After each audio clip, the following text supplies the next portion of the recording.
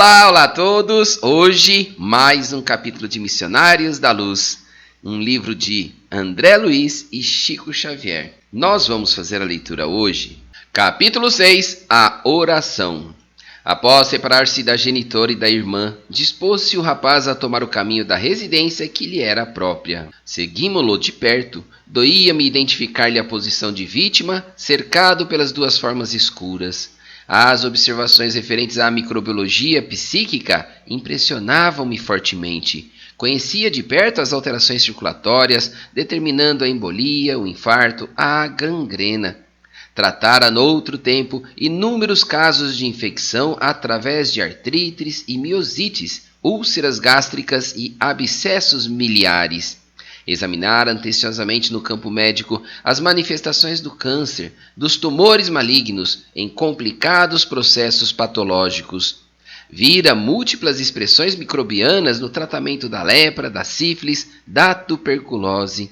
Muitas vezes, na qualidade de defensor da vida, permanecera longos dias em duelo com a morte, sentindo a inutilidade de minha técnica profissional no ataque aos vírus estranhos que apressavam a destruição orgânica, zombando-me dos esforços. Na qualidade de médico, entretanto, na maioria dos casos, quando podia contar ainda com a prodigiosa intervenção da natureza, mantinha a presunção de conhecer variadas normas de combate em diversas direções.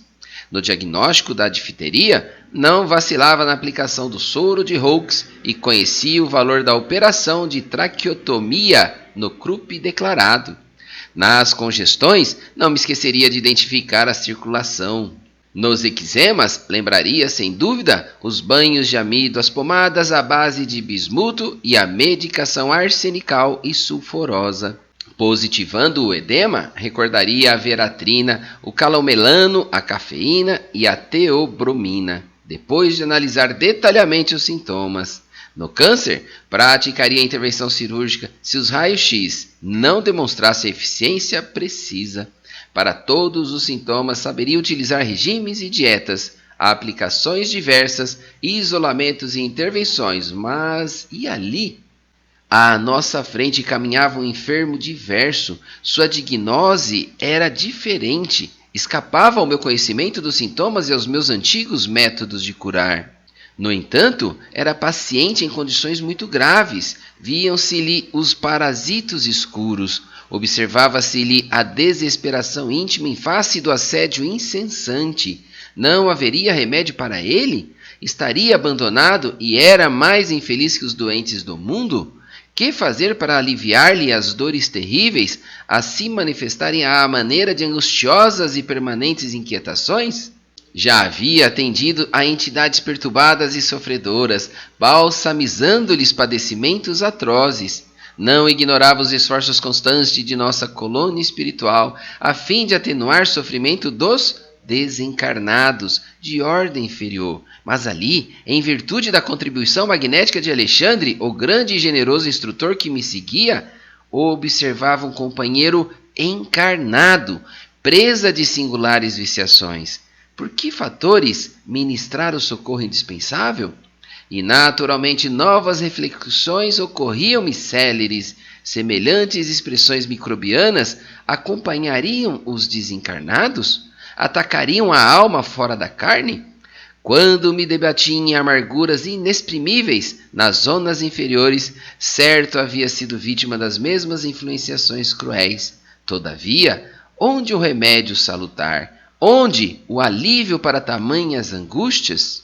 Revelando paternal interesse, Alexandre veio em meu socorro esclarecendo. Essas interrogações íntimas, André, são portadoras de grande bem para o seu coração. Começa a observar as manifestações do vampirismo, as quais não se circunscrevem ao ambiente dos encarnados. Quase que a totalidade de sofrimento nas zonas inferiores deve a ela sua dolorosa origem. Criaturas desviadas da verdade e do bem, nos longos caminhos evolutivos reúnem-se umas às outras para a continuidade das permutas magnéticas de baixa classe. Os criminosos de várias matizes, os fracos da vontade, os aleijados do caráter, os doentes voluntários, os teimosos e recalcitrantes de todas as situações e de todos os tempos, integram comunidade de sofredores e penitentes do mesmo padrão, arrastando-se pesadamente nas regiões invisíveis ao olhar humano. Todos eles segregam forças detestáveis e criam formas horripilantes, porque toda a matéria mental está revestida de força plasmadora e exteriorizante. Mas, objetei, sinto que o campo médico é muito maior depois da morte do corpo. Sem dúvida, redarguiu meu interlocutor sereno, quando compreendermos a extensão dos ascendentes morais em todos os acontecimentos da vida. Entretanto, considerei, horrorizam-me as novas descobertas na região microbiana. Que fazer contra o vampirismo? Como lutar com as forças mentais degradantes? No mundo temos a clínica especializada, a técnica cirúrgica, os antídotos de vários sistemas curativos. Mas aqui... Alexandre sorriu pensativo e falou depois de pausa mais longa. Conforme verificamos, André, o tratamento remoto nos templos, a ascendência da fé nos processos de medicina nos séculos passados e a concepção de que as entidades diabólicas provocam as mais estranhas enfermidades no homem não são integralmente destituídas de razão. Indubitavelmente, entre os espíritos encarnados, as expressões mentais dependem do equilíbrio do corpo, assim como a boa e perfeita música depende do instrumento fiel. Mas a ciência médica atingirá culminâncias sublimes quando verificar no corpo transitório a sombra da alma eterna. Cada célula física é instrumento de determinada vibração mental. Todos somos herdeiros do Pai que cria, conserva, aperfeiçoa, transforma ou destrói e, diariamente, como nosso potencial gerador de energias latentes, estamos criando, renovando, aprimorando ou destruindo alguma coisa. Justifico a surpresa de seus raciocínios ante a paisagem nova que se desdobra à sua vista. A luta do aperfeiçoamento é vastíssima. Quanto ao combate sistemático ao vampirismo, nas múltiplas moléstias da alma, aqui também, no plano de nossas atividades, não faltam processos saneadores e curativos de natureza exterior. No entanto, examinando o assunto na essência, somos compelidos a reconhecer que cada filho de Deus deve ser o médico de si mesmo e, até a plena aceitação desta verdade, com as aplicações de seus princípios, a criatura estará sujeita a incessantes desequilíbrios. Entendendo-me a estranheza, Alexandre indicou o rapaz que se dispunha a penetrar no reduto doméstico, depois de pequeno percurso a pé, e falou: há diversos processos de medicação espiritual contra o vampirismo, os quais poderemos desenvolver em direções diversas. Mas, para fornecer a você uma demonstração prática, visitemos o lar de nosso amigo.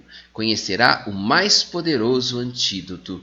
Curioso, observei que as entidades infelizes mostravam-se agora terrivelmente contrafeitas. Alguma coisa impedia-lhes acompanhar a vítima ao interior. Naturalmente, acentuou meu generoso companheiro, você já sabe que a prece traça fronteiras vibratórias. Sim, já observara experiências dessa ordem. Aqui, prosseguiu ele, reside uma irmã que tem a felicidade de cultivar a oração fervorosa e reta. Entramos, e enquanto o amigo encarnado se preparava a recolher, Alexandre explicava-me o motivo da sublime paz reinante entre as paredes humildes. O lar, disse, não é somente a moradia dos corpos, mas, acima de tudo, a residência das almas. O santuário doméstico que encontre criaturas amantes da oração e dos sentimentos elevados, converte-se em campo sublime das mais belas florações e colheitas espirituais. Nosso amigo não se equilibrou ainda nas bases legítimas da vida, depois de extremas vacilações e levianas experiências da primeira mocidade. No entanto, sua companheira, mulher jovem e cristã, garante-lhe a casa tranquila com a sua presença, pela abundante e permanente emissão de forças purificadoras e luminosas de que o seu espírito se nutre. Achava-me eminentemente surpreendido. De fato, a tranquilidade interior era grande e confortadora. Em cada ângulo das paredes e em cada objeto isolado havia vibrações de paz inalterável. O rapaz agora penetrava o aposento modesto, naturalmente disposto ao descanso noturno. Alexandre tomou-me à destra paternalmente, encaminhou-se até a porta, que se fechara sem estrépito, e bateu de leve, como se estivéssemos ante um santuário que não devíamos penetrar sem religioso respeito. Uma senhora muito jovem, em quem percebi imediatamente a esposa de nosso companheiro, desligada do corpo físico em momentos de sono, veio atender e saudou o instrutor afetuosamente. Após cumprimentar-me, graças à apresentação de Alexandre, exclamou jovial: agradeço a Deus a possibilidade de orarmos juntos. Entre. Desejo transformar nossa casa no templo vivo de nosso Senhor. Ingressamos no aposento íntimo e, de minha parte, mal continha a surpresa da situação. Nesse mesmo instante, punha-se o rapaz entre os lençóis, com um evidente cuidado para não despertar a esposa adormecida. Contemplei o quadro formoso e santificante. Rodeava-se o leito de intensa luminosidade. Observei os fios tenuíssimos de energia magnética ligando a alma de nossa nobre amiga à sua forma física placidamente recostada. Desculpe-me, disse bondosa, fixando o olhar no instrutor. Preciso atender agora aos meus deveres imediatos. Esteja à vontade, Cecília, falou o orientador com a ternura de um pai que abençoa. Passamos aqui tão só para visitá-la. Cecília beijou-lhe as mãos e rogou: não se esqueça de deixar-nos os seus benefícios. Alexandre sorriu em silêncio e por alguns minutos manteve-se em meditação mais profunda. E enquanto ele se mantinha insulado em si mesmo, eu observava a delicada cena. A esposa, desligada do corpo, sentou-se à cabeceira no mesmo instante. O rapaz, como se estivesse ajeitando os travesseiros, descansou a cabeça em seu regaço espiritual. Cecília, acariciando-lhe a cabeleira com as mãos, elevava os olhos ao alto, revelando-se em fervorosa prece. Luzes sublimes cercavam-na toda e eu podia sintonizar com as suas expressões mais íntimas, ouvindo-lhe a rogativa pela iluminação do companheiro a quem parecia amar infinitamente. Comovido com a beleza de suas súplicas, reparei com assombro que o coração se lhe transformava num foco ardente de luz, do qual saíam inúmeras partículas resplandecentes, projetando-se sobre o corpo e sobre a alma do esposo com a celeridade de minúsculos raios. Os corpúsculos radiosos penetravam-lhe o organismo em todas as direções e muito particularmente na zona do sexo, onde identificara tão grandes anomalias psíquicas, concentravam-se em massa, destruindo as pequenas formas escuras e horripilantes do vampirismo devorador. Os elementos mortíferos, no entanto, não permaneciam inativos. Lutavam desesperados com os agentes da luz. O rapaz, como se houvera atingido um oásis, perdera a expressão de angustioso cansaço. Demonstrava-se calmo e gradativamente cada vez mais forte e feliz no momento em curso. Restaurado em suas energias essenciais, enlaçou devagarzinho a esposa amorosa que se conservava maternalmente ao seu lado e adormeceu jubiloso. A cena íntima era maravilhosamente bela aos meus olhos. Dispunha-me a pedir explicações quando o instrutor me chamou delicadamente, encaminhando-me ao exterior. Fora do quarto, falou-me paternalmente. Já observou quanto devia. Agora poderá extrair as próprias ilações. Sim, retruquei. Estou assombrado com o que vi. No entanto, estimaria ouvi-lo em condições esclarecedoras.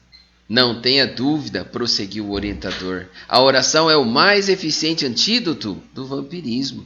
A prece não é movimento mecânico de lábios, nem disco de fácil repetição no aparelho da mente. É vibração, energia, poder. A criatura que ora, mobilizando as próprias forças, realiza trabalhos de inexprimível significação. Semelhante estado psíquico descortina forças ignoradas, revela nossa origem divina e coloca-nos em contato com as fontes superiores. Dentro dessa realização, o espírito, em qualquer forma, pode emitir raios de espantoso poder. Após breve intervalo, Alexandre considerou, imprimindo mais força ao ensinamento. E você não pode ignorar que as próprias formas inferiores da Terra se alimentam quase que integralmente de raios. Descem sobre a fronte humana em cada minuto bilhões de raios cósmicos, oriundos de estrelas e planetas amplamente distanciados da Terra, sem nos referirmos aos raios solares, caloríficos e luminosos que a ciência terrestre mal começa a conhecer. Os raios gama, provenientes do elemento rádio que se desintegra incessantemente no solo, e os de várias expressões emitidos pela água e pelos metais, alcançam os habitantes da Terra pelos pés, determinando consideráveis influenciações. E em sentido horizontal, experimenta o homem a atuação dos raios magnéticos exteriorizados pelos vegetais, pelos irracionais e pelos próprios semelhantes. A admiração impusera-me silêncio, mas o orientador prosseguiu, após ligeiro intervalo, e as emanações de natureza psíquica que envolve a humanidade, provenientes das colônias de seres encarnados que rodeiam a Terra? Em cada segundo, André, cada um de nós recebe trilhões de raios de várias ordens e emitimos forças que nos são peculiares e que vão atuar no plano da vida, por vezes em regiões muitíssimo afastadas de nós. Nesse círculo de permuta incessante, os raios divinos, expedidos pela oração santificadora, convertem-se em fatores adiantados de cooperação eficiente e definitiva na cura do corpo, na renovação da alma e iluminação da consciência. Toda prece elevada é manancial de magnetismo criador e vivificante, e toda criatura que cultiva a oração, como o devido equilíbrio do sentimento, transforma-se gradativamente em foco irradiante de energias da divindade. As elucidações do instrutor calaram-me profundamente no ser, desejando, contudo, certificar-me quanto ao outro pormenor da sublime experiência, interroguei. Bastará, porém, o recurso da esposa para que o nosso doente restaure o equilíbrio psíquico? Alexandre sorriu e respondeu: o socorro de Cecília é valioso para o companheiro, mas o potencial de emissão divina pertence a ela, como fruto incorruptível dos seus esforços individuais. Significa para ele o acréscimo de misericórdia que deverá anexar, em definitivo, ao patrimônio de sua personalidade através do trabalho próprio. Receber o auxílio do bem não quer dizer que o beneficiado seja bom.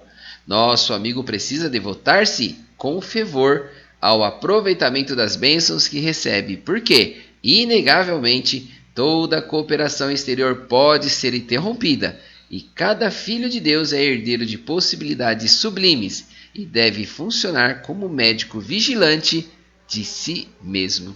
Queridos irmãos em Cristo, agradecemos a oportunidade a Deus Pai Todo-Poderoso por este ensinamento que estamos recebendo. Rogo a Deus Pai que as bênçãos e luzes do amor divino recaiam sobre você e toda a sua família. E assim, encerramos mais um capítulo de Missionários da Luz. E espero que você esteja conosco na leitura do próximo capítulo.